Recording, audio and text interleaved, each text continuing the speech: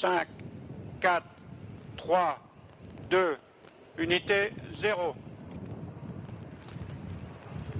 Allumage Vulcain.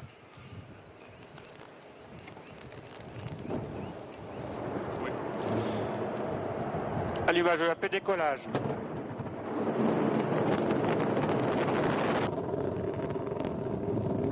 Et voilà, superbes images. Ariane 5 s'est envolé au-dessus d'un nuage de fumée avec une traînée de feu. Vous la voyez, Ariane 5 qui allume la lumière sur la nuit de Kourou.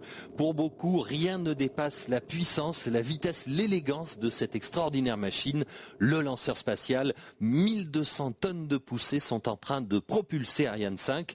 À l'heure actuelle, eh bien, il faut savoir qu'à quelques centimètres du réservoir d'hydrogène liquide, qui est à moins de 140 degrés, eh bien, la chambre de combustion du moteur Vulcain, elle atteint, environ 3000 degrés. Un spectacle envoûtant, un spectacle magique, ici en début de soirée à Kourou. Et ce sont les 2 étages à poudre réalisés en Guyane française qui assurent 90% de la puissance du lanceur. Et on va assez rapidement se séparer des EAP lorsqu'ils auront consommé chacun leurs 240 tonnes de propergol solide.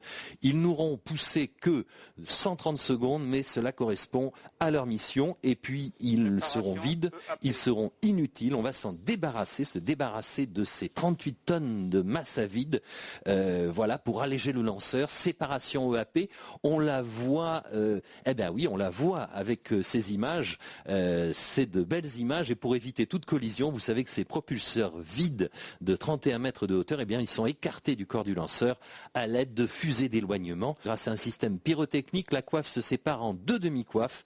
Ces 2 demi-coiffes s'éloignent comme 2 grandes ailes qui se mettent à battre dans le vide. Voilà encore 2 tonnes de moins sur le lanceur.